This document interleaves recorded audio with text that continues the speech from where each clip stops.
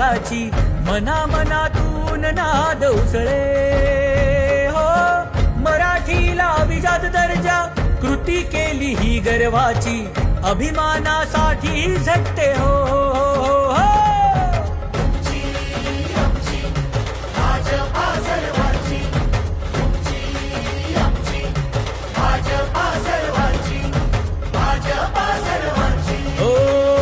जनकल्याणार्थ आखले समान धोरण जाती भेदाचे ना